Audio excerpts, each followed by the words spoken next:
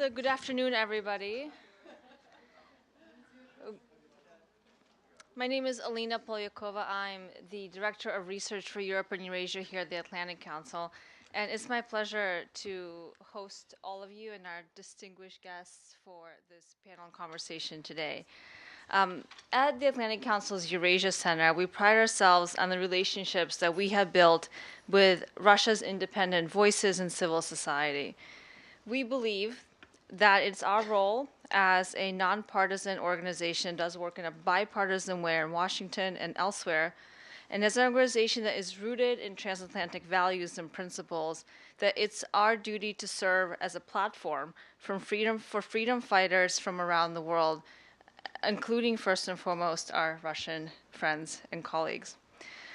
Last year, in this vein, we hosted many events that brought together Washington analysts, thinkers, researchers, and policymakers together with Russia's independent voices. We hosted Lyudmila Ulitskaya here in January 2016 together with PEN America. We also heard from Zhanna Nemtsova, Boris Nemtsov's daughter, who spoke about her father's assassination and the role that Russian propaganda played in creating an atmosphere and environment of hate in Russia today. We also regularly see, and we're honored to host Vladimir Karamurza here, who recently released a documentary film on Boris Nemtsov, and who is one of the most prominent independent thinkers and voices in Russia today. Others, including Ilya Yashin, who we see here often as well. And this is not the first time that we have met our friends from Medusa. We were speaking earlier that all of us read Medusa, the English version and the Russian version. It is one of the few remaining independent news sources in the Russian language today that is run by real professionals, real editors that we know we can trust with our news content. Unfortunately, the environment in Russia today, as many of you know, is not one that allows for freedom of expression. And for that reason, we're delighted that we were able to host Galina, as I reminded her, in Berlin about 2 years ago at a conference we did together with the Heinrich Böll Foundation on the rise of disinformation and influence in Western democracies, a topic that not that many people cared about at the time, but certainly are very interested in now. So without further ado, I would like to hand the floor over to our very established and dignified moderator, Melinda Herring, who I have the pleasure and honor of working with here at the Eurasia Center.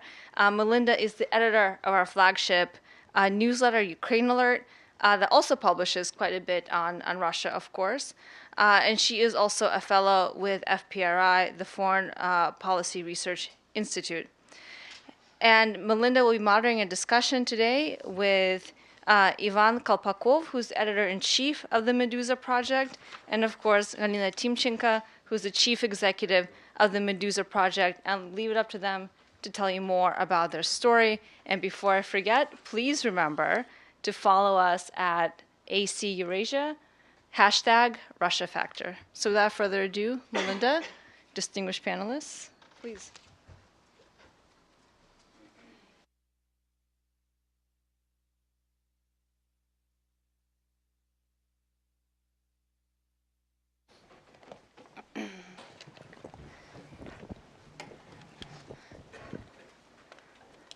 Hi. Hello. Good afternoon. Thank you all so much for coming out. We have the pleasure of having two of Russia's top journalists here with us today. So we're going to dive right in. We have 60 minutes for a conversation with Ivan and Galina, and then we have 30 minutes for Q&A with our audience. So I hope you came prepared. Now, Galina, I understand you were sacked as the editor of Lenta.ru for an article that you did with Pravi Sector in the spring of 2014. Can you tell us a little bit more about that article and the response? Yeah, hi everywhere. Thank you for having me here. And it's a pleasure to speak. In 2014, at 12th of March, as far as I remember, I was fired from my post, and the official reason was publication of interview with right Ukrainian sector leader. But frankly, it wasn't reason. It wasn't real reason. It was an official trigger to fire me because, you know, since Euromaidan organized in Ukrainian capital Kyiv, we had our special correspondent there. We covered all this story. We published lots of interviews with all sides, from armed forces to opposition leaders. And in March, as you can recall, it was after Crimea annexation and just before so-called Crimea referendum. And Kremlin administration just wanted to clear up all media space just before this referendum. So I was fired due to Ukrainian events, but not for the reason of one publication.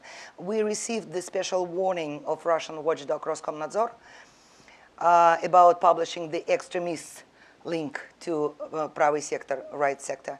But frankly, right sector was put into the blacklist of extremist organization half a year after publication. Interesting, interesting. Now, I understand about 70 journalists at Lenta.ru. 77. 77 resigned in protest. What happened to those journalists? You know, they're good because we were #1 in Russia. We were the most popular and the best news internet outlet.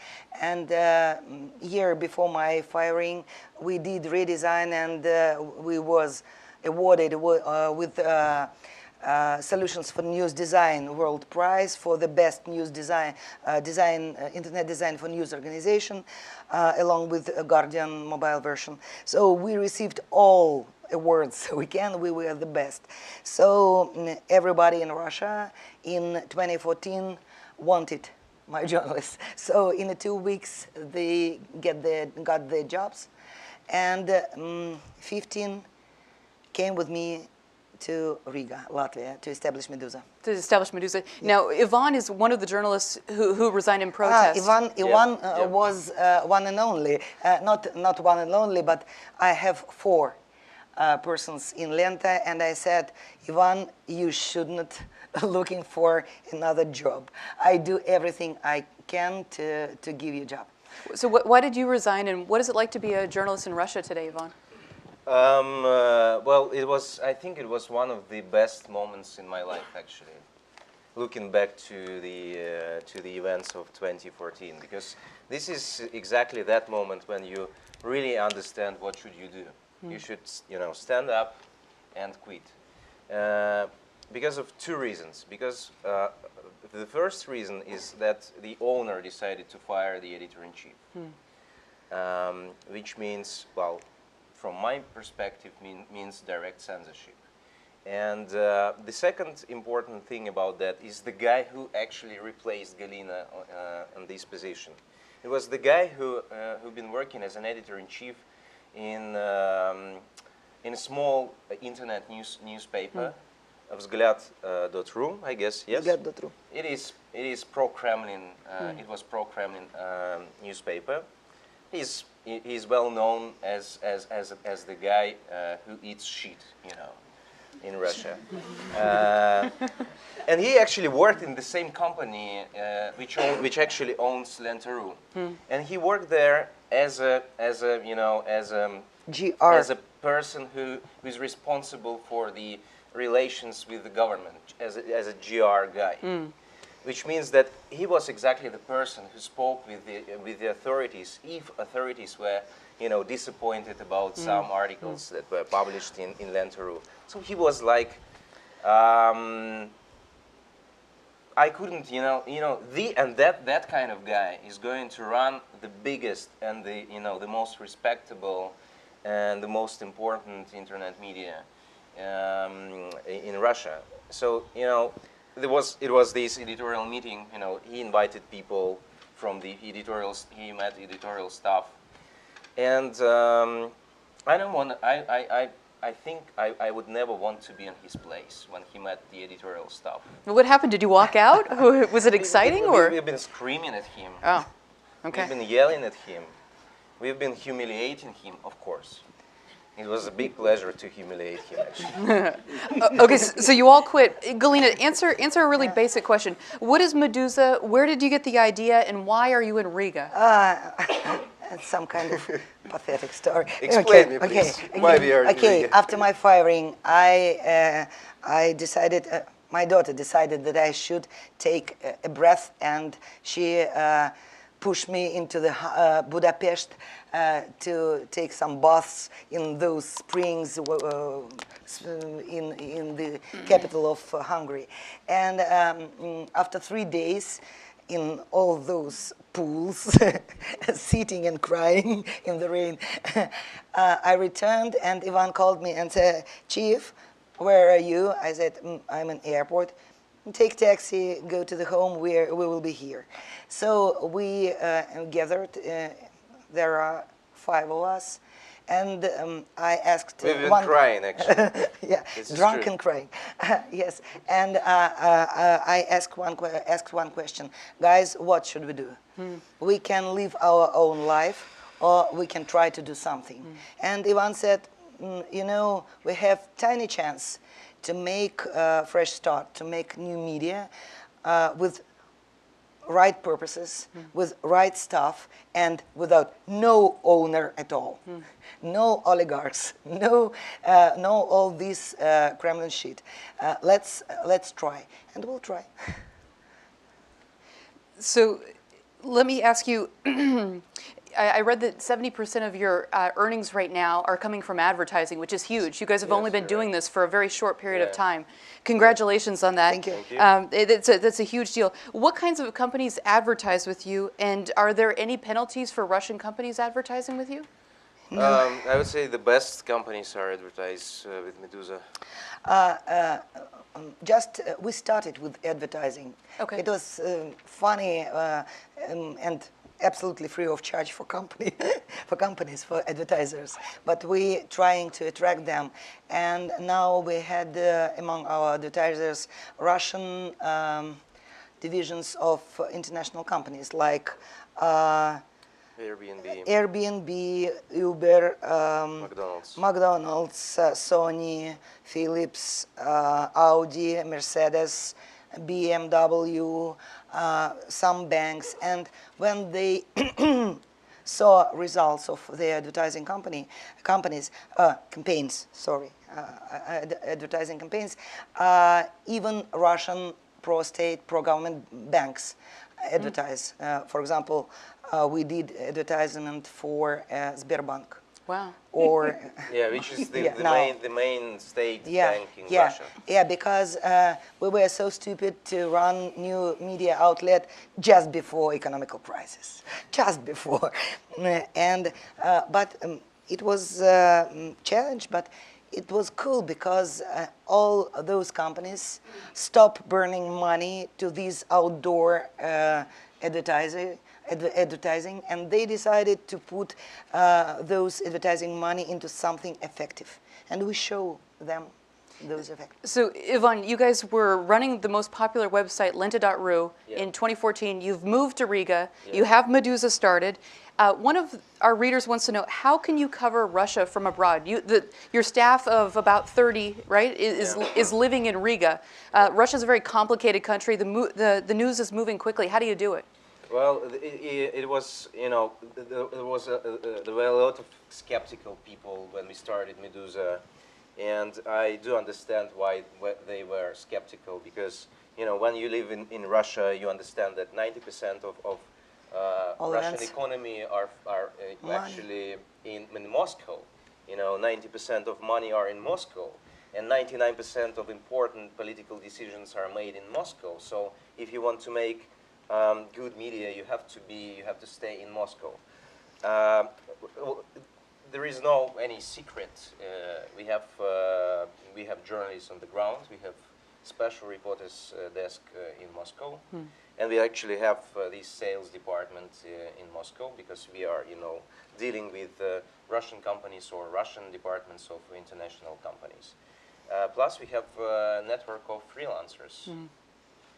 So And this is how it works. actually, it was Ivan's dream to make very popular media outside Russia. He was Outside born Moscow. outside Moscow. He's from Perm.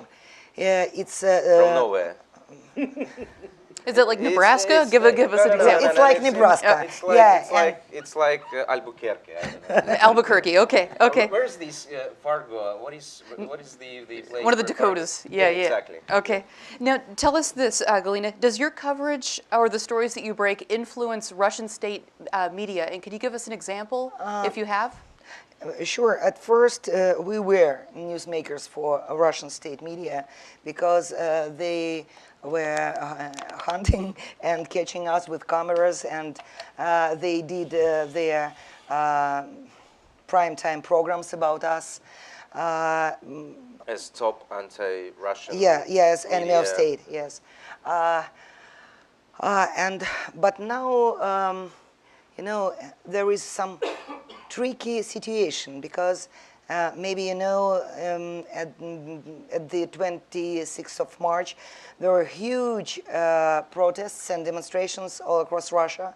About 100 cities took part in these demonstrations and protests, and no one from state media covered this situation. There is no programs, no news coverage, no articles, no columns about those protests. And when this propaganda guy, Dmitry Kiselyov, he began to broadcast his weekly prime time program, he put us onto the big screen because we were the only source of information about protest. He wanted to tell story how politicians use youngsters to go to the street to protest against Putin's regime, but he showed us for very, very long minutes and spoke about all our coverage, and we were the only one source about protests. So did you see a huge spike in your numbers? Absolutely. On the first Russian federal channel. Really good promotion. Really good promotion. Yeah. What kind of numbers did you have during the protests in March? I would say millions of readers. Millions. Yeah, Okay. Yeah. And when you first started, how did you get the word out that there was this new exciting website called Medusa? Well, we had a lot of publicity because of this story with Galina and Lenturu, because we were a famous journalist team actually, and we had a lot of attention from Russian media and the international media. So we had some resources in the very beginning. But frankly saying, we started from nothing, from nowhere. We just when this is the problem actually, because when you're working in that huge media as Lenturu, which was in 2014 it was #1 media in Russia, like Russian New York Times, and it had huge audience. I think it was the biggest Russian media ever, because none of media after Lenturu, after these events, nobody could reach our numbers. Yeah. So there is a problem, because it is the problem which I call the problem of the second album, because it is not that hard to record the first good and successful album, but then you start thinking, was it like maybe it's about fortune? It just happened. It just this success. It is not about us. It is about some conditions, some luck. And can we do it for the second time? Is it possible to make something the same popular, the same important, but brand new? But brand new, and also you're thinking that you're going to be compared with your first child. So how are you doing compared to your first child? We started from we decided to forget about our first child. Don't love your first child. Okay, you mentioned Kiselyov. What about Russia Today? I noticed that in your English newsletter you have this cute slogan, Medusa, the real Russia today. So that's obviously a play on RT. How does RT treat you? We live in different universes, actually, because RT is a product which is made for the foreigners. And We have our own, Russian television, which works for internal. May I say that audience. Twitter of Russia Today editor-in-chief is much more popular than site Russia Today in Russia. Yes, exactly. Twitter is much more popular than her Than the actual media. content. Yeah. Yeah. Okay, so she's a good Twitter personality. Yeah, we sometimes we see some hate speeches from herself in her Twitter, but we don't exist for Russia Today. Sure, sure. Galina, what kinds of stories most interest your readers? Whoa, it's a tough question. The most popular story, as far as I remember, was a story about Ildar Dadin. He was a Russian activist who was detained twice on the Alone meeting against regime, and he was put behind bar for 2 years. He wrote a letter about tortures in his prison, and we published, and then we began to investigate this case, and we get 1 million views of this article. Wow. And speaking about other stories, most of our audience are young people, under 35, under 34. Almost 70% of our audience are under 34.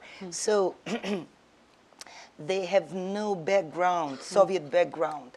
But when they were born, Putin exists. So they are all, it's Putin era.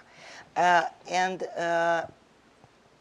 after 2014, after Ukrainian war, there were a lot of white noise around us.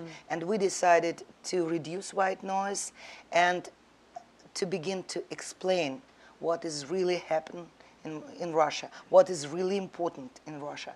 So we began to do explanatory journalism, answering questions. Give us an example. Even embarrassing questions. Give us an example. Ivan? Well, Just a moment. I don't know. Anything. Okay.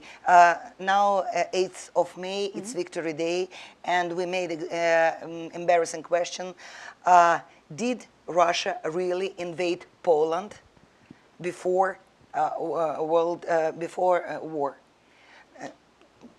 Because we have special law about Russian history, and everyone who hesitates the role of Soviet Union in Second World War, he may be prosecuted as a criminal.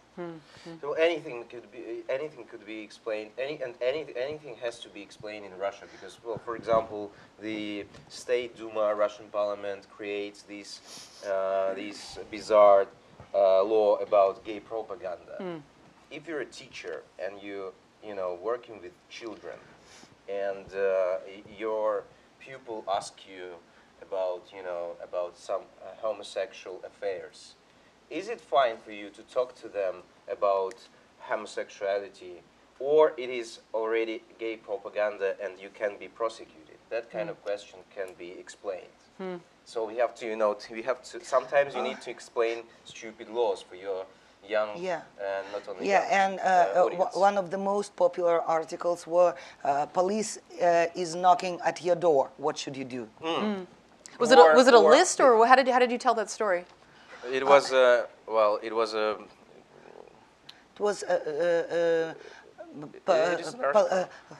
it was карточки были. card stocks, something like this. It looks like probably these questions and answers. Vox.com card stocks. Okay. It looks similar. Everyone has had that experience who's lived in Russia. I lived in Russia in 2008, and every time someone was at the door, thinking, you wonder who is it? Yeah, exactly. Yes, but there is even more popular article like, I was detained, what should I do? What should I say to the policeman? How can I get the lawyer and stuff like that? So are people reading it, these young people, 70% of your readers are under 34, so it's a young population. Are they mostly reading on their phones and sharing? Is that how you get a buzz? And the most popular publications are, we do this news game. news gaming for youngsters. We want them to be engaged, and we do games, video games or games based on real news stories. For example, we have a special game about Russian Orthodox Church. You know, Russian Orthodox Church is deeply involved in all spheres of life. They interrupted concerts, rock concerts, they banned operas, they smashed modern art exhibitions and so on. So we made special game. When he began to play, there is some church and school, museum, concert hall, and exhibition. And priests begin run out of church, and you should tap to return them to church. And you have an achievement. For example, you help 20 priests found way back to church. Thank you. We love games and quizzes. For example, we had one of the most successful. It was one of the most successful quizzes. It was photo quiz. Is it a Norwegian prison or it's the hotel in Russia? I saw that. I saw that. My favorite about my favorite quiz was made by Oleg Navalny. He's the brother of Alexei Navalny, and he's in prison right now. Of course, why wouldn't he be in prison? And he's in prison, so we sent him, printed our quizzes. We printed our quizzes, on the paper, and we sent a letter to him, and he wrote a quiz. Do you know the rules of the prison? Russian prisons. Yeah. So it How sounds to survive This is in my prison. favorite. Yeah. it sounds like your site has a sort of irreverent tone to it. Is that right? You know, my point is that Russia, unfortunately, is full of fear. And when people are laughing, they do not feel fear. And when we want them to be brave, not to feel fear, not to be scared. That's powerful. That's really powerful. Yvonne, I read some articles you gave. You told the Daily Beast that you went back home, you went to Perm, and you tried an experiment. You turned on the TV and you watched about a week of state TV, and you said, my God, it's changing my views. The Russian-American writer Gary Steingart had tried something similar. Many of our readers have seen this piece. He did nothing. He checked into a New York hotel. He ate Kobe beef, drank a lot of alcohol, and watched Russian TV. He wanted to see how it would change his mind. And he quit. He cheated. He had to turn on Linta.ru. Or he logged into Linta.ru, and he drank too much. So, but there's a serious question to this. Just like me in Perm. Just like you in Perm. Okay, we know that TV's powerful. We know that most Russians watch it. But what advice do you have for us here in Washington and in the West? Because it's really tricky. We want to support independent Russian media, but TV is expensive. It's hard to get a TV license. Yeah. Should we focus on supporting online projects like Medusa? Where should we be putting our money? What can I say? You shouldn't be focused on creating new television, because the trick with the Russian television is that you're watching RT and you think that Russian TV is like RT. It is not. It was created in the beginning of 1990s, and it's a good television.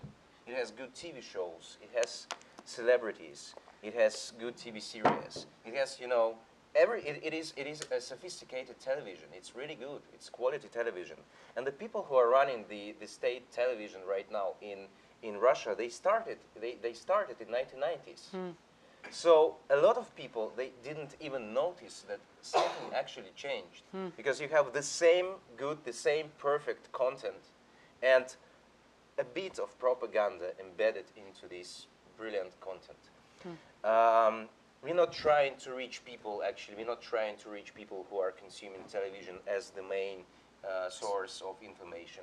It's just impossible. You can't convince these people to change the habit, especially if you're talking about the older people, the people who lived the biggest part and the happiest part, the youngest young years was spent in the Soviet Union. So we can't reach it. We're not trying to reach these people. So you shouldn't create, alternative Western Russian-speaking media, of course, because you're not gonna win this competition with Russian television, because it is better. It is made, it is growing from Russia. What should you do? I think you should support independent journalism, because I don't believe in any, anti-propaganda system. I don't think that one propaganda can win another propaganda. Unfortunately, Putin started years ago. He invested billions of money in creating this media infrastructure within Russia and outside Russia. So, you're waking up, it's 2014, and you have RT, you have Sputnik, and you have stuff like that, and you have Russian television, which broadcasts all over Europe, because people in Europe are watching, Russian-speaking people, they're not watching RT. RT is shit. They're watching, good, prominent Russian television with propaganda. So it's too late to create, another channel, and you don't have you're not ready to spend that size of money as Putin spent to Russian television. So what you do? I think you have to invest into competitive journalism, or do nothing, because I'm saying about television because it was a big idea in Europe that Europeans have to create Russian Al Jazeera, I don't know, some TV channel which is based somewhere in Europe to make good independent, or I don't know, Western liberal news and broadcast to Russia and to win, Russian television that way. You're not gonna do this. You don't have enough money. You don't have enough celebrities. You don't have enough professionals in Europe. It is just impossible. Some kind of burning money. Yeah. Speaking about impact of Russian television, last week I saw a poll made by pro-government organization, but they noticed that now only 56% of Russian population name television as a main source of news. 3 years ago, it was 83. Wow. It's decline of impact. And it seems to me that Ivan missed one great point, because, nowadays video and YouTube channels are extremely popular among Russian population. And even local politician they are trying to be YouTube stars. Maybe you could tell us about how Navalny used YouTube during the March protests. Yeah. Well, actually, he's a YouTube star. They just, a couple years ago, Navalny realized that, there is an alternative television within Russia. It's video bloggers. It's young people. We don't know their names, but they are stars among youngsters. They have millions of viewers. And so I think a couple of years ago, Navalny decided to invest all free money they have, all free resources and all free time into creating their own content for YouTube. So it started from, I think, zero, and he looked like a robot, in his first videos. It was pathetic. It was stupid. But now he's a very popular video blogger. He was broadcasting during this horrific situation with his eye, when somebody thrown liquid acid into his face, and he was almost blind on the right eye, and he broadcasting with a green face and closed eye. And this week he was broadcasting with a special mask with on a his patch eye. on his and eye. He said, guys, hi, you are laughing, and I'm with you. I am Jack the Sparrow. I think the biggest, achievement they got on YouTube was this documentary about corruption, about our current Prime Minister and ex-President Dmitry Medvedev. So they made this documentary about his villas, houses, about his property, and they published it, I think, 1 month ago, and no, more than 1 month ago. 2 months anyway, ago. Isn't this what sort of catalyzed the protest? Yes. were these YouTube videos about Exactly. Medvedev's Exactly. excesses. Exactly. Yeah, yeah. And it sort of spread, I think Russia is the first country where YouTube became the channel for dissent. yeah. Yeah. For resistance. Yeah, for resistance, yes. There you go. Tell me this. You told the Daily Beast that closing independent media is a dumb, stupid, dead-end strategy. Yeah. And when Putin closes, when he closes 5, 10 more will spring open. Is that happening? Well, I wouldn't say 10 right now, but yes, of course, there are a lot of new media in Russia. For example, there is these small media, we call it small, but it's actually, it's huge, Media Zona, which covers stories about human rights violations, activists, prisons, and stuff like that, criminal news. And they have 1 million, I think they have 1 million unique visitors per month or something like that, which is huge. Which Yeah. is huge. Or some, some organizations which are actually not media, they're acting like media. For example, Alexei Navalny's again. Navalny has his anti-corruption endowment foundation, I guess, and they are publishing their stories. They're publishing their stories every day, or they making documentaries, such as a documentary about Dmitry Medvedev, and it's a good journalism. It's a good investigative journalism. So I can see that there are a lot of new media, and the number of new independent media is rising. So I think you can't name the media which has the same size of audience as Medusa, probably. But Comparing. but there is a number of new independent media in Russia. That's exciting. Galina, do any of your readers have trouble accessing your website within Russia? Nope. We are trying to broadcast through all distribution channels, site, application, messenger channels, subscription letters, newsletters, podcasts, what else?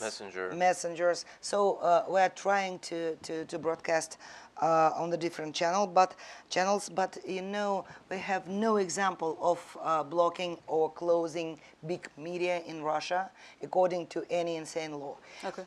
Still. Okay, that's great. That's great. Ivan, can you tell us an example of a story that you guys covered, you think, in a very objective, even-handed way? And then how did Russian state TV cover the same topic? Just a moment. Well, there are a lot of that kind of stories, but for example, we mentioned the story about the meetings, the protests. Sure. 26th of March, when television didn't make any story about the protests, and even news aggregators in Russia, the biggest news aggregator, Yandex, they didn't put the story into the top. Though few independent media wrote something about it. Does Yandex.ru put your stories? Are you in the Yandex.ru? No, we are not they don't there. touch you. Yeah. No. Interesting. It happened in 2014. It actually happened during the Ukrainian crisis, because a lot of Ukrainian media are they actually are Russian language media, and as far as we understand, Yandex had an agreement with the Kremlin administration that they are cutting off foreign sources, because it lets them not to put Ukrainian Russian articles into the top Russian internet, of list. So since that time, any Russian-speaking foreign media can't be the part of. So you can't be the part of this aggregated picture of the day. So we are not in Yandex, and Yandex doesn't put us into the picture of the day. Москва? Московские украшения. Huh? Oh yeah. There is this brilliant example. So Moscow, every year Moscow buys these New Year Illuminations, decorations. illuminations and decorations.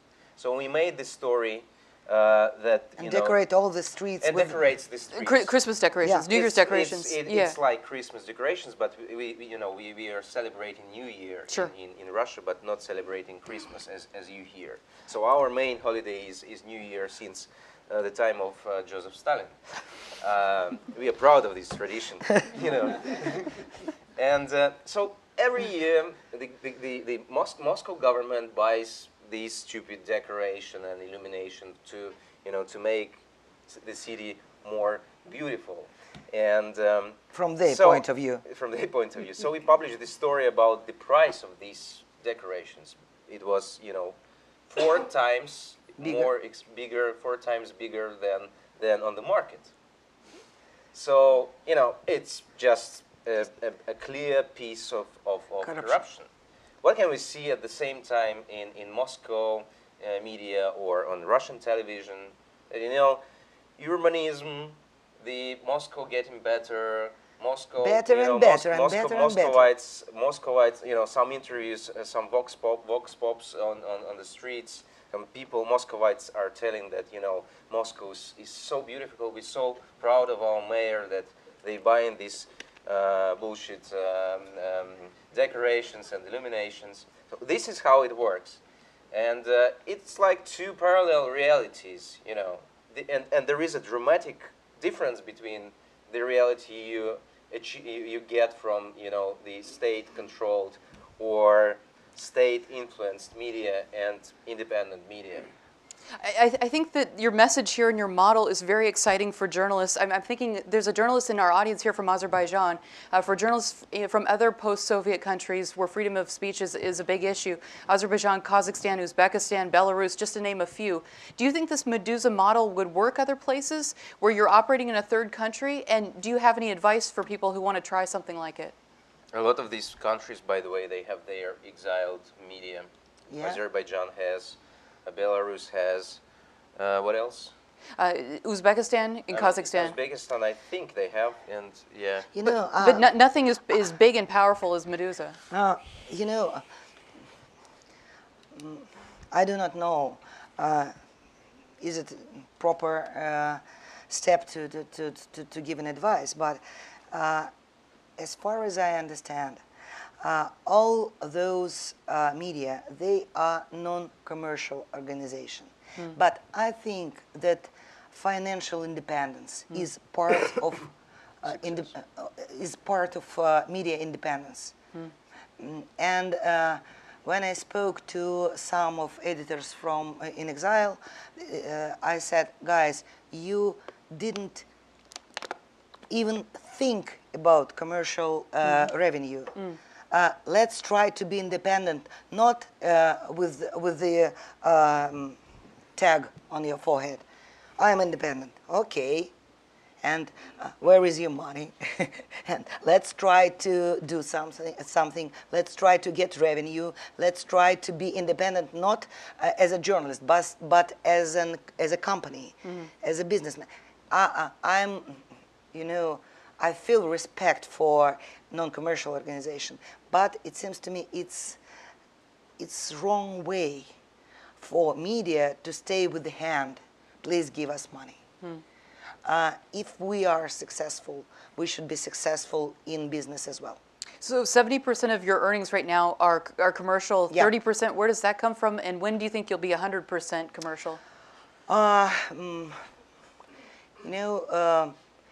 It seems to me that it's February 2018, Okay.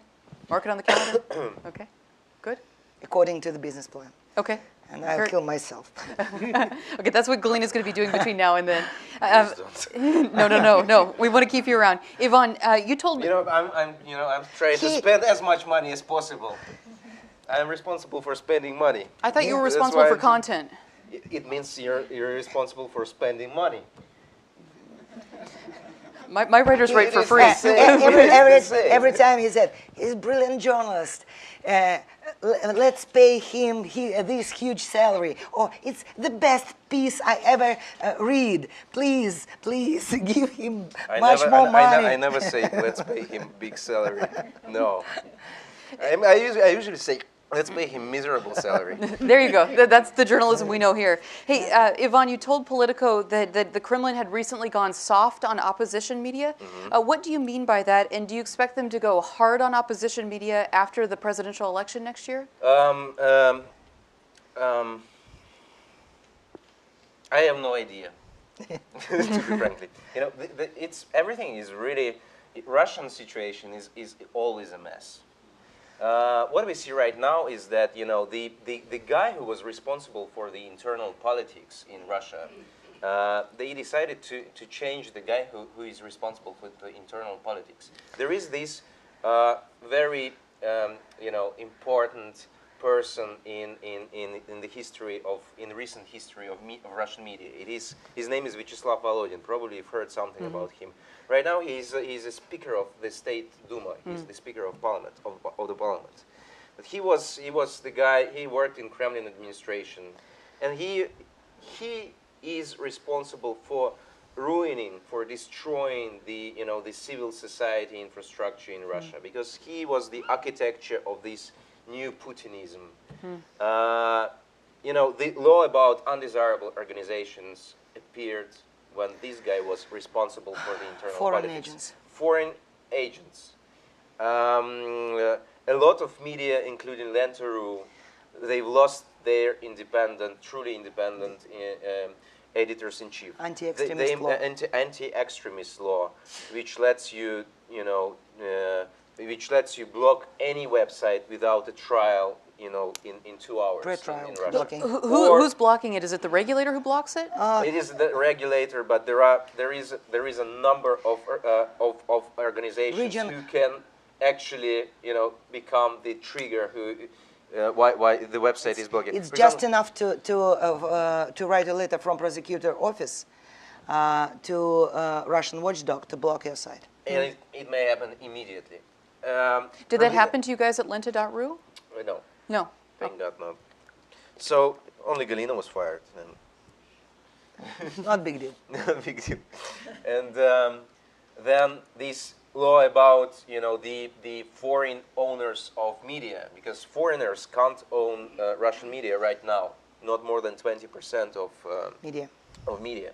It also happened when this guy was responsible for the internal politics.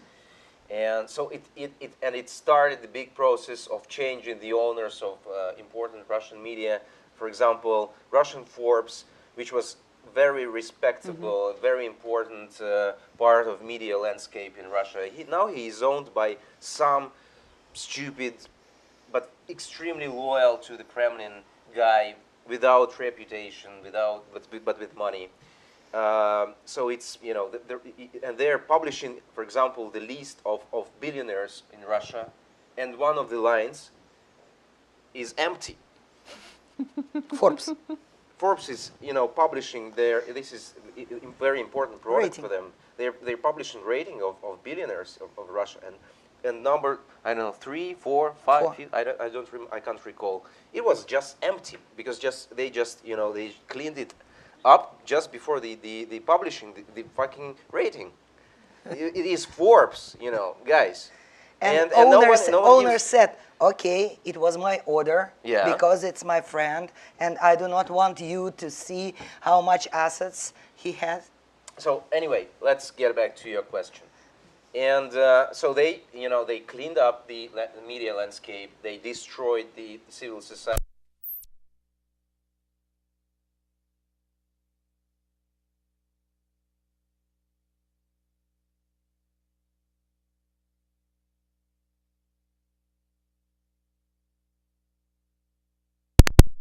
And new guy, his surname is Kiriyan, his name is Kiriyenko, and well, he's very famous in Russia actually, because in 1990s when Boris Yeltsin was our president, he was the prime minister in 1998. 1998, it is the year of huge economical crisis in Russia. You remember in 2008 as the biggest nightmare here in the USA. We remember 1998. And it was, So he was the head of this government when default of the economy happened. So that's why we called him, you know, it was the government of kamikaze, because everybody understood that the economic crisis is going to happen. And the guy decided to become the Prime prime minister. Minister And no just one knew before. this guy. That's why he also had this nickname, Kinder Surprise, because he looks like he has this childish face, and he appeared from almost nowhere. So that's why he had this Kinder Surprise. And then he was also as a friend of Boris Nemtsov. He was co-founder of the most popular liberal party in Russia in the late 1990s. And he's from somewhere from there. And then he became, some official guy. He worked this and there for the president, for Putin. And then he was the head of the state corporation, which is managing the Nuclear energy in Russia. And now he's the head of this internal politics department in the Kremlin administration. Sorry, this is a long story. But the truth is that a lot of people consider this guy as a guy with ex-liberal. Ex-liberal. We know these things in Russia. He's ex-liberal, and he was from the very beginning. It looked that something from 1990s comes back, because he started negotiating with liberal and oppositional media, for example. He started, he makes these briefings with editors-in-chief or with reporters of independent media. He speaks to these people. He tries to reach the audience using media. He tries to explain why does Putin wants to become a president in fourth time, and why does he want to get 99% during elections or something like this. And he looks softer than that guy, which was before him, which was like nightmare. So everybody was like, wow, this is unbelievable. Really, Kinder Surprise is the head of internal politics. This is a miracle. He can do anything, but he's going to be better than this monster, which is actually true, because Volodin was a real monster. He just destroyed the country. And then, so the guy is responsible for the successful election of Vladimir Putin, as we call it in Russia, elections of Vladimir Putin. And elections of Putin. But then again a big mess, because the protests happened. Alexei Navalny published the movie about the documentary about corruption of Dmitry Medvedev. Some people, some youngsters are permanently want to take part in some street protests. So it's a big mess, and no one knows what will happen. So there is a feeling that the concept of internal politics is changing, but they don't know actually how to. They don't have any instruments how to manage this situation. Except pressure. The system itself. They've lost the ideas how to deal with the society, except pressure and prosecution. So that's why I think that eventually, unfortunately, nothing's going to change. On that cheery note. Sorry, it was so long. Let's invite our audience to jump into the conversation. We have microphones, so if you could please raise your hand and identify yourself. Okay, Ariel right here behind the microphone. And then Anders. Right behind you. Hi, привет. Привет. Good afternoon, Ariel Cohen, the Atlantic Council. I'm trying to understand your demographics, and there is a corollary to that question. Is your demographics younger, more educated, urban, and do you think that talking only to that demographic is going to make a political difference in Russia? Speaking about our demographic, we had 65% of our readers under 35. And from this 65, almost 50 under 25. So, but 30% is 35 plus. And yes, they live in big cities. And yes, I think that we should speak to those who want to understand the situation. I do not want to teach somebody. I do not want to be like a prophet. We are living in 2017 in the social media world. and I'm not a prophet. I just want to speak openly, objectively with those guys and those readers who who desperately seeking the explanation and who really want to understand what is happening in their own country. We have a very pragmatic idea that these people have a good chance to see Russia without Putin, actually. By physical reasons. By physical reasons. Putin is 60, what? 60, like 66? He's going to be 71 in 2024 when the next president... Well, actually, he can rule like forever. Yeah, you're right. What am I talking about? Yeah. Okay, let's take John in the back. John Herbst, Director of the Medusa Center here at the Atlantic Council. Your report, and you might say your witness, is very important and extremely interesting. But this follows up on Ariel's question. Do you feel you have a good sense?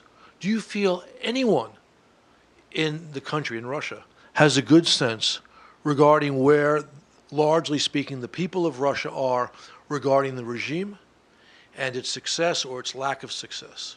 Or, put more bluntly, the legitimacy of the president? Oh. You are in charge of content. Take it away, Yvonne. I didn't understand the question. Well, yeah, I understand. The question is really important. Should we?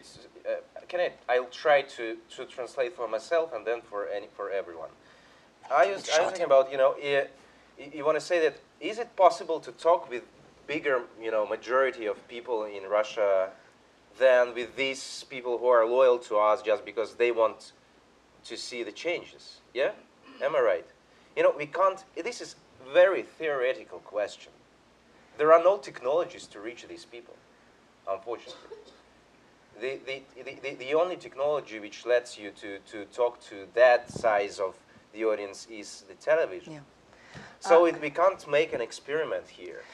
And we're trying to reach those people, putting our articles or infotainment pieces into most popular news, social media among 40 plus. It's Одноклассники, OK.ru.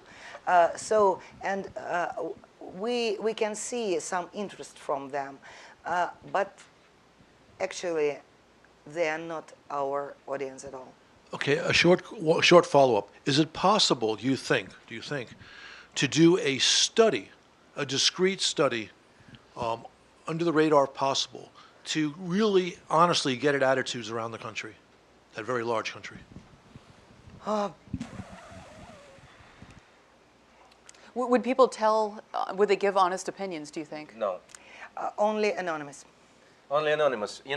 This is actually the problem with, the Putin support. We don't know for sure how many people support Putin, because when the guy from the sociologist comes to someone's apartment and he's knocking the door and he's he looks good. He looks like an authority person. And he's knocking the door and he's asking, are you supporting Vladimir Putin and the United Russia? And of course, Russian guy, who has this double thinking habit since the Soviet and, I don't know, since the ancient times, he says, of course I do. And then he closes the door and he says, fuck. Okay, great. Alec Bar in the code here, and then up to Anders. Here you go. Thank you very much. I actually want to follow up. You mentioned that RT is rather successful at tweeting other than story making or storytelling. Is that because of their successful social media strategy, or Russians are intrinsically interested in Twitter? I spoke about personal Twitter of their editor-in-chief, Margarita Simonyan. Okay. She is very popular Twitter person in Russia. The main target audience of Russia today is outside Russia, not inside Russia. Nobody knows for sure what they are all about, because we have no habit to see Russia today inside Russia. So inside Russia, editor-in-chief is most popular than her product. Right. Second question, if possible. I'm actually originally from Azerbaijan, and Years ago, when Azeri journalists left the country, due to a crackdown was happening in the country, they went to Turkey because Turkey, the linguistic, flexibility. I couldn't call you lucky guy. Right, right. But Turkey also was like rather, democratic country back then. And when Erdogan started attacking, his own media, liberal media, Democrats, so we really didn't take it as a fight because we thought, it is about Turkish media reality. So this is not our fight. But then what happened? We end up in a situation that two governments teamed up against dissident journalists. So we had journalists was returned back from Turkey to Azerbaijan.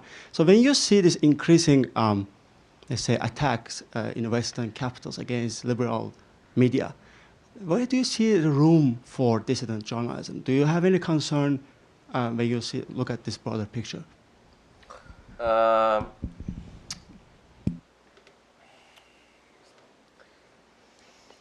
It's a really good question. And when I'm thinking about Azerbaijan, I want to cry, because I do understand the situation with Azerbaijan. And unfortunately, some people here have some, interest in what's happening in Russia because of Trump and hackers and so on. How many people here are interested in what's happening in Azerbaijan, unfortunately, right? But about your question, and I could share our own experience.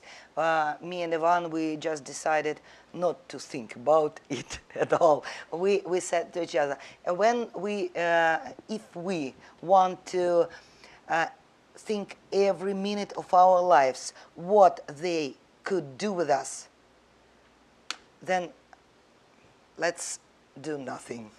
We want to do something, and we now, frankly, we are pretending that Putin, Kremlin administration, all those things, they do not exist at all. It's the one reason to make something, and that's all it seems to. Okay, let's take another question. Just Anders, and then we're going to move around. We have plenty of time for questions. I know there's lots of hands. Yeah, thank you very much, Anders Åslund here at the Atlantic Council. I wanted to ask two questions. First, the effectiveness of various social networks now.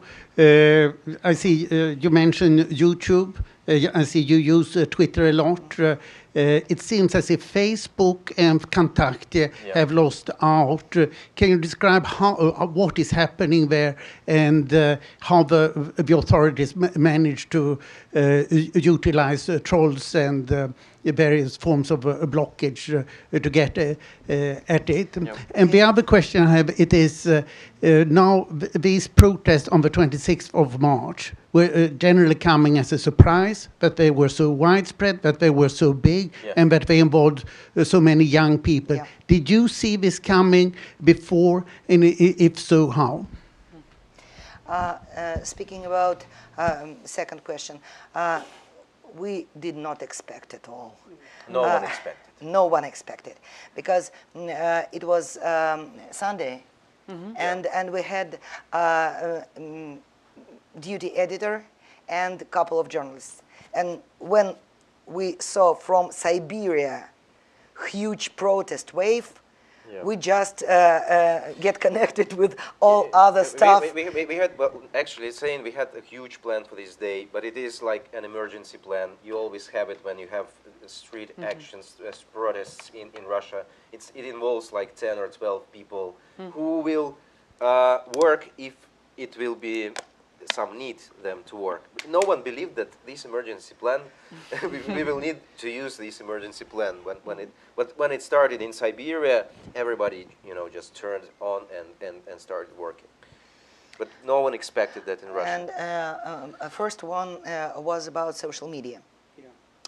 Russia divided between Facebook and Kontakte. And Facebook, it's opinion makers and trenders and tricksters place, and Kontakte is people place. So when you want to gain a huge audience, you should go to Kontakte. when you want to grab attention of newsmakers, you should go to Facebook. But the authorities, how do they block? There is a difference, you know. The problem with Kontakte is that it's the Russian company, and Kontakte is collaborating with the Secret Service, Russian Secret Service. So from the point of view of you know, the private user, you shouldn't publish anything oppositional in Kontakte because it may cause a problem for you. But on Facebook you can act freely. So there are, you know, hundreds of trials about reposting or posting of something extremist, so-called extremists in Kontakte. Do you know but this there case? is zero of cases about Facebook. So because Facebook is an American company. But you're absolutely right. The state works with both social networks. There are factories of trolls on Facebook. And we know we invented our know-how to fight with trolls.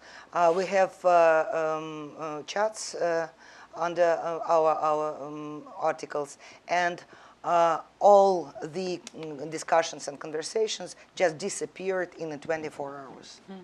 And Odnoklassniki? Well, Odnoklassniki is it's a very special place. It is for people who are older, like 14. And it's not user-friendly. Who have very small experience in internet. So they like using Odnoklassniki, Mail.ru, which is the biggest mail service in Russia, and more or less that's all. So this is the way they connect to their classmates, really classmates, because Odnoklassniki means classmates. And so somehow it's an absolutely closed environment. It is bubble. Even if you have very popular community in Odnoklassniki, as we are, people are not, you know, they are not pushing the links in Odnoklassniki, so they are not living Odnoklassniki. They don't feel any need to go anywhere from Odnoklassniki because they have everything. They have pictures and classmates, and what else do they need? For your purposes, which one is the most useful platform to get the message out? Well, platforms are useful. All platforms are useful. Sure. Okay, great. Let's take another question right here. Thank you. Ina Dubinsky, International Broadcasting Bureau. Two parts of questions.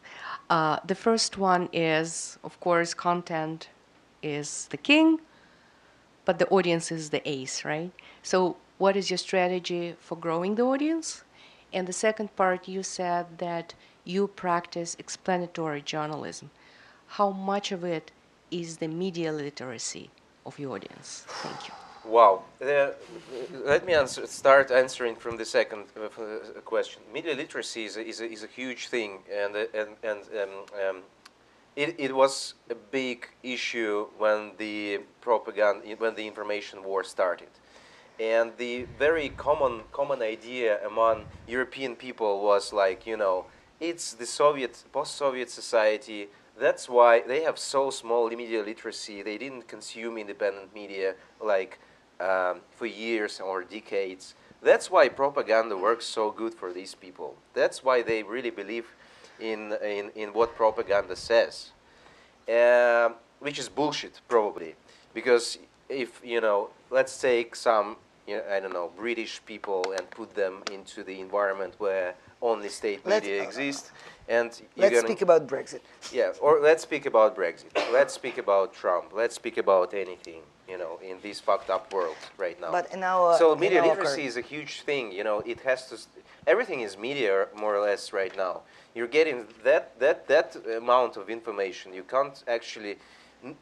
The society, any society on Earth doesn't have that experience of that, you know, consuming of that size of information. Speaking about our publications, we made a few pieces about how to read news, how to talk with your Stalinist friend or something or like parent. that. Yeah, or parents. How to search web and so on. But it more or less maybe 10 publications in 2 years. Yeah. So yeah, you should do this, but it's not Okay, about. which It's is not interesting. about. It is not only about us. And the first was about how we are growing the audience.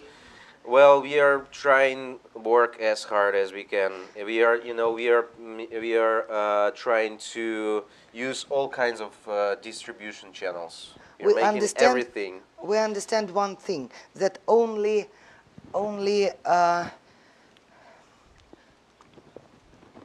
all our departments should work as hard as possible at the same time. Yeah. This is the one way to success. News desk, long reads desk, explanation desk, technical department, photo department, even designer's desk. Only common effect. Exactly. There is no, one single motor of this structure. You can't make funny quizzes like every day since the morning till night and get huge audience. No, you have to make good investigative journalism and funny quizzes and sophisticated videos and podcasts and something. Plus, you need to develop the channels of distribution. It is a complexity of different things, which gives you eventually the audience. It sounds like a absolutely dynamic place to work. If you need an English language editor, let me know. Let's take a question from Christian Carl with the Washington Post right here. Why did you decide to call it Medusa? All right, good question. Well, because it was a mistake. It was a mistake. When we gathered in 2014,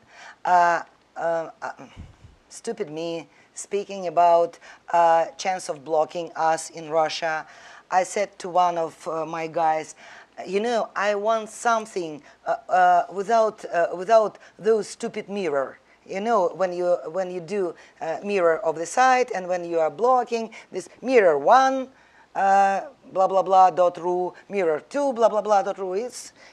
I said I want us to be like they cut our head and will raise. We'll cut and we'll raise the second and we'll raise without.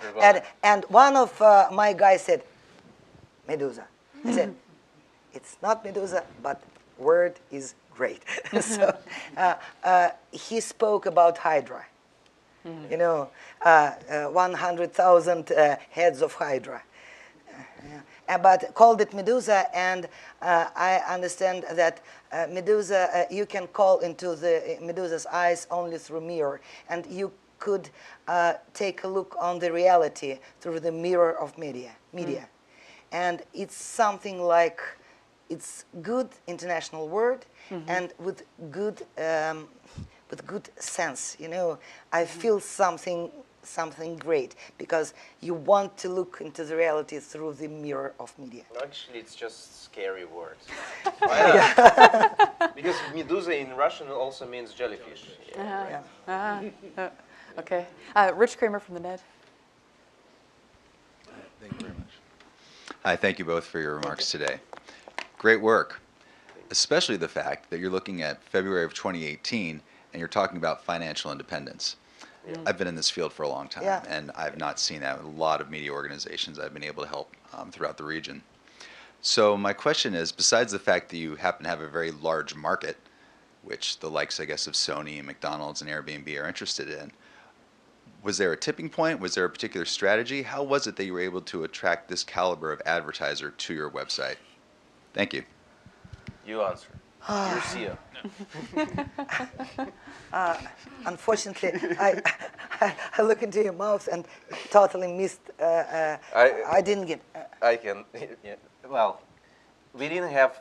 When we started, we thought that we'll try to get money from different sources. We actually in 2014 we realized that it has to be diverse model, because none of media gets money right now from one source. You need to make this and that and this and that.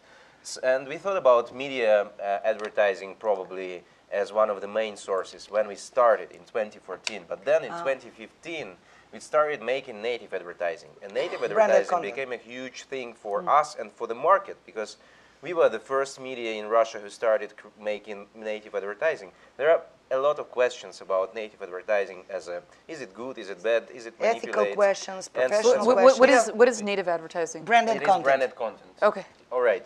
Everyone has questions about that, but it gives us money. It gives us, you know, Independence. independence. So now this is the Now we gain money from media and native advertising from conferences. We made a conference called Storm. which is professional conference. Professional conference, it's paid conference. Everybody who wants to listen should pay some fee. And we made a special non-political project. It's an online guide application for cities all around the world. And we made a school of journalism for youngsters. Which also creates some money. And we made some merchandising. Specific department that's focused on this? Yes. And it's based in Moscow. It is kind of creative agency which is within our structure. So all these native projects are made in Medusa. Outside of editorial and journalistic stuff in Moscow. And there is not just wall, but border between commercials and journalistic. There's a lady in the back who's been waiting patiently. Would you still like to ask a question? Hi, my name is Cynthia. Forgive my ignorance, but it's not clear to me what the access would be to The Guardian or the New York Times for people who read those languages, or Le Monde. Is it blocked in any way? Are people who read those languages accessing it, or are there penalties if you access it and it becomes known? Frankly, if you're in Russia, can you access the New York Times? You can access almost anything. Like there is a big list of blocked resources in Russia.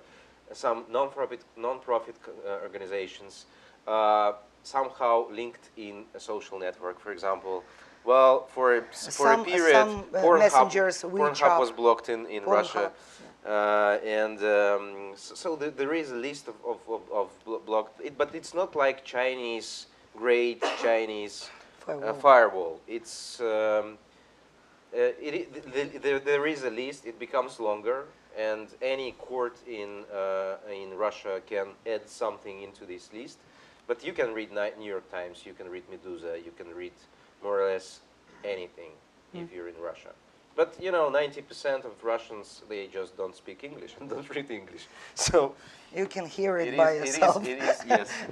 So it needs to be in Russian. Okay, we have 3 more questions. We're going to take a question right here, guys. Lady in the trench coat. We're going to go to Elena, and then we have a lady in the back. Go ahead. Hi, Karina Orlova of Moscow and American Interest. So American media laugh at American presidents a lot, and especially if it's Donald Trump. They laugh at him like as a person. Yeah. But Russian media, even independent, and of course Echo of Moscow, I admit it, almost never do it. And I'm not talking about, because I'm not talking about the pre-existing condition of Vladimir Putin as his hate or weight. I'm talking about his actions that actually show his personal ignorance or stupidity or else. So do you think it's a wrong strategy to laugh at Putin as a person, you know? We're laughing. I think it is a wrong strategy if it's the only strategy. The laughing at Trump, as you probably know, was not the most successful strategy for the American society. You know, it didn't help not to elect him. Sorry if there are people who support Trump here. Sorry, guys. We're bipartisan. All right, never mind. I think you have to laugh at anything. You have to put humor into anything, and we are laughing about Putin and his actions all the time. But not personal. But you know, about that he's bald or old. This is not the way we are laughing at him. For example, he's You know, he's always late. Even when he meets British Queen, he doesn't give a shit because he's always late. And we made this game. Yeah, he missed his meeting with Pope Francis for 40 minutes and with Queen Elizabeth for an hour. Yeah, and just before the meeting with the Pope, we made this game based on Mario game. Super Mario. Super Mario game, and you need to help Putin to be in time to the meeting meet Pope. With did he have a rocket launcher or what did he have? Absolutely. I spoke about this game at a conference in Austin, Texas, and after a minute, I heard all the audience began to help Putin to be in time. And my favorite quiz. The problem with Putin is sorry. The problem with Putin is it is so not funny already. Yeah. It's like this 18 years. 18 years. Yeah. Sorry.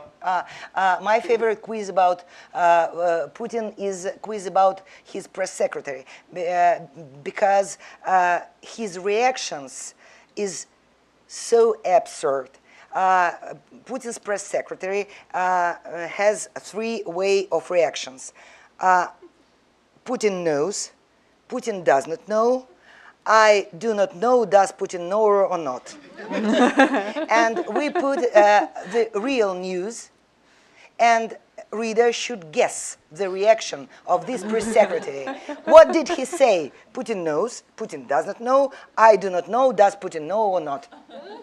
So yeah, sometimes there is some space for some jokes, but in general, Frankly, Putin's ruling is very boring. Yeah.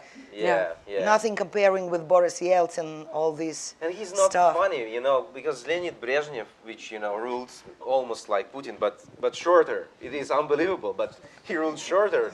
Like people remembering it like he was forever, but Putin is like Brezhnev was funny. He's Putin is boring. He's not that funny. Let's take a question Trump from is, by the way, Trump is more funny than Putin. Well, it sounds like it doesn't take much. Okay, let's turn. We have 2 more questions, I think, and then we're going to wrap it up. Just very, very quick question. I'm Alina Polyakova, Atlantic Council. You mentioned the English language version of Medusa. Can you tell us a bit more about why you decided to start the English language and what kind of audience you're hoping to reach and what kind of audience you're actually reaching with the English language version? I don't know if maybe Anna wants to answer that question. So we have Anna Viduta, who is the head of our English version here. This is her. If you want to get our subscriptions, just subscription letter about what's happening in Russia, just give her your email. All right. We wanted, of course, we want to be recognizable media for Western people. We want foreign journalists consider Medusa as a reliable source about what's happening in Russia. Of course, we want to be, to appear as links in especially in American or European press about what's happening in Russia. If you want to work with these people, you need to speak English. For God's sake, who is speaking Russian here? Well, maybe here some people speak Russian, but in the world, I mean, in the Western world, not that much. So it means that if you want to reach these people, you have to you have to make something in English. So our main idea is to produce something for that part of Western society who has special interest in what's happening in Russia. Students, scientists, journalists, authorities and bureaucrats, political advisors, and so on. And people like that. So to add the final comment, I wanted you as my audience. I got you, so I think I succeeded in that. Yeah. What kind of demographics do you get? I'm really not. Let me ask, are you translating your Russian language articles, or is it original content in English? On demand. Say it again? It's on demand. It's on demand. And it depends. Sometimes we really understand that this specific article has to be translated. Sometimes we're asking our subscribers, do we want this story in English? Because we actually don't know. Sometimes we don't know. Is it going to be interesting for our English readers? Well, I think you're going to have more English readers after this presentation today. This is good. This is the result. So I'd like to congratulate you because this is a project that's less than 3 years old. It's one that already has generated 70% of its revenue through commercial means, which is very, very hard. It generates hundreds of thousands of unique visitors every month. Millions. Millions, okay, excuse me. 65% of your readers are under 34, so there's huge growth potential there. And 50% under 25. So we'd like to congratulate you. We will be watching you and following your story, and we want to wish you the best, and we'd like to say happy birthday to Galina. Yeah. So thank you very much. Thank you. Thank you.